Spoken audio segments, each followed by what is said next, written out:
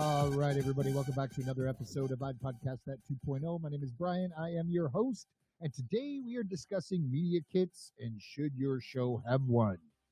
So, we're going to back it up a little bit. For those of you who don't know what a media kit is, it is basically a presentation of your show, what your show's about, and what kind of audience your show has. So, a traditional podcast media kit would be just that. However, we know that most shows don't have 10,000 plus downloads an episode within 30 days. So, what I encourage my host to do, even if they do have more than 10,000 downloads per episode in a 30-day period, is to add their social media following in. If you have a newsletter, add your newsletter audience in and utilize that to leverage your total audience, podcast downloads, social media followings per platform, newsletter audience, and you can leverage all of that in an advertiser's eyes. So, a media kit can be many pages, can be one page. I encourage short and sweet.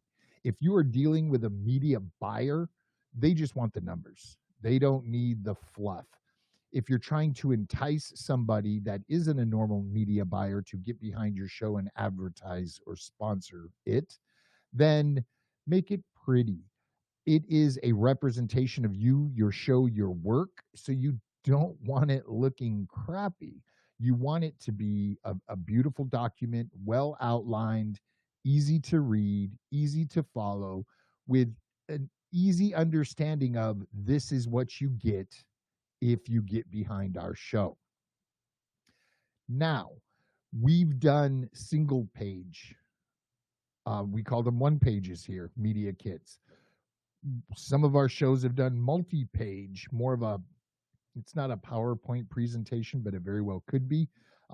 It's PDF'd and it goes through multiple pages, a lot of white space, imagery on each page, logos for the social media platforms with followers or subscribers. And they are beautiful to look at, but a media buyer now has to flip through multiple pages to see all the data you want them to see. So there's good side and bad side about how you lay it out. Now, the show feed drops, we just created a media kit and included the rate card onto it. And we haven't talked about rate card. I'll go back and talk about that. All on one page in Notion and have made it public. We bit.ly the link so we can send them a short link. They can click on it and they get the latest, greatest. The benefit of that is if we update it next week and they click that link 2 weeks from now, they're going to get the latest, greatest information. So there's a benefit to that. Now, it's not as graphical as some of the printed or PDF versions we've worked on are. However, it flows well. One section builds upon the previous, and it gets to the numbers as far as monetary ask towards the end of it. And we're going to try that out. Is there a right way? There's several ways. Who's to say what's right? I would encourage you to have a few different. And yes, it's more work. Now you have to update multiple. However, if it's a professional media buyer, you can send them a one page.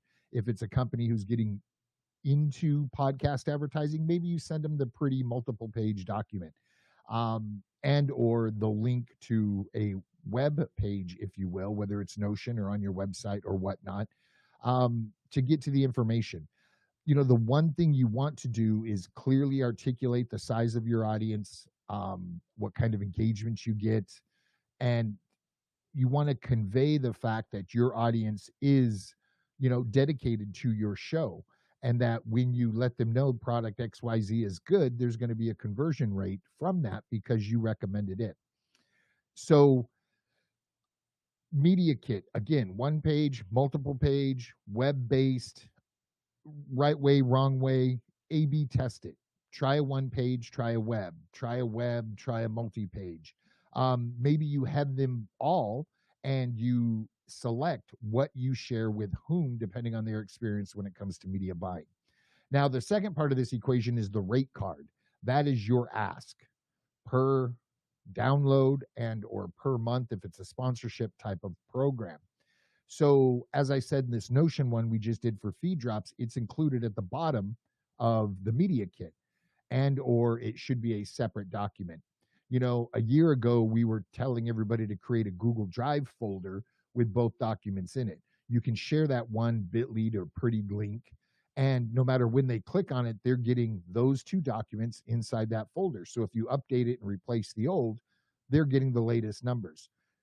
Don't leave old versions in it. Leave one media kit and one rate card, and just replace them each and every time you update.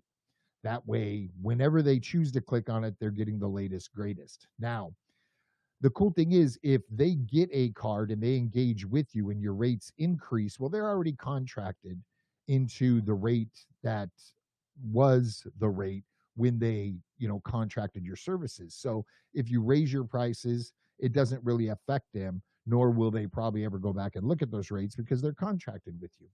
But if you Google template, rate card, template, media kit, you're going to get tons of information, a lot of free downloadable templates that you can then modify, make your own. You'll want to make sure your cover art is there, a picture of the host, maybe, if it's not on the cover art. And again, in addition to your downloads, listens, geographical information from your audio show, include your social media following, include your newsletter subscribership, and leverage all of that to getting behind and sponsoring and or advertising with your show. We actually had an advertiser reach out to us. We want this show. Great. And these are what packages look like. And they're like, look, we really don't care about anything except your Instagram following. All we want is your Instagram following. So, they were blunt with us. We delivered.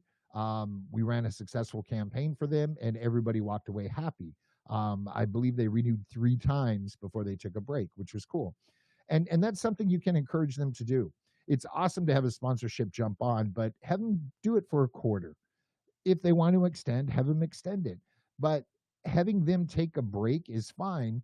Hopefully you have some inventory you can put in their place when it comes to sponsorships or advertisers. It doesn't look good if your show loses advertisers and they're not replaced. So have that plan B in play. But media kit, rate card, down and dirty. If you're running a show and you want to monetize it, these are 2 things you should have. A lot of people come to me saying, hey, we'd like Situator to help us find advertisers. Great, send over your rate card. Crickets.